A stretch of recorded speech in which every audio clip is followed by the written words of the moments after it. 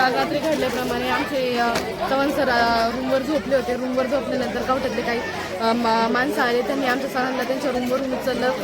इथं गावात मारहाण केली. परत कवठ्यात नेलं. कवठ्यात हाणमार केली. त्याच्यानंतर परत गावात त्यांनी गावात पण सरांना इतकी हाणमार केली की आमचे सर आम्हाला अक्षरशः ओळखू पण येत. फक्त आमच्या या सर्व विद्यार्थ्यांचं आमचं फक्त एकच मागणं आहे, जे गुन्हेगार आहेत त्यांना फक्त अटक झाली पाहिजे, एवढीच फक्त आमची इच्छा आहे. घटना घडली ती साधारणतः काय घडली, कशा पद्धतीने तुम्हाला मारहाण झाली, काय प्रकार घडले? मी झोपलेलो होतो. दरवाजा वाजवल्याच्या नंतर मी दरवाजा उघडला. मी बनेलवर होतो. मुलांनी मला सांगितलं की कपडे घाला, आपल्याला बाहेर जायचं आहे. मी म्हटलं कशाला जायचं आहे? ते बोलले नाही, एक विषय आहे. म्हटलं कोणता विषय, मला सांगा. ते बोलले की इथं नाही करणार, तुम्ही चला बाहेर.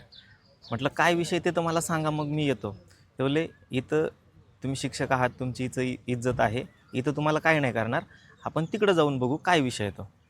मी आतमध्ये गेलो. टी शर्ट घातल्याच्या नंतर काही जण रूममध्ये घुसल्याच्या नंतर त्यांनी लाथाबुक्क्याने मला मारायला चालू केलं.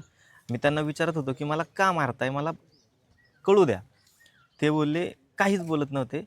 मग नंतर अजून मुलं आली आणि ते बोलले तू इथं कसं नोकरी करतो, काय करतो, तुझ्याकडे बघतो आम्ही, तुझा बरोबर कार्यक्रम लावतो. मग त्याने मोकार मारहाण केली. तिथून वडलं, बाहेर रूमच्या बाहेर काढलं. बाहेर पण मारहाण झाली.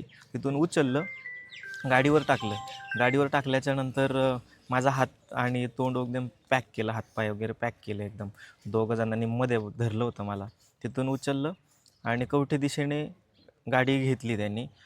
आणि रस्त्यामध्येच ते म्हणत होते की याचा बरोबर योग्य कार्यक्रम लावू, याला बांधून मारू. आणि अर्ध्या रस्त्यावर जाऊन त्यांनी प्लॅन चेंज केला आणि तिथून गाडी फिरवली. त्यांनी म्हटलं की सविन्याच्या लोकांना कळू द्या की आपण काय आहोत, सविन्याच्या चौकात याला मारू.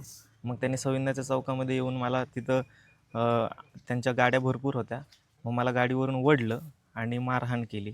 त्यांच्या हातामध्ये हॉकी स्टिक होते, लाकडी दांडके होते आणि लाथाबुक्क्याने पण मारहाण केली. शर्ट फाडला आणि त्यानंतर गावकरींनी मला वाचवलं त्यांच्या हातातून.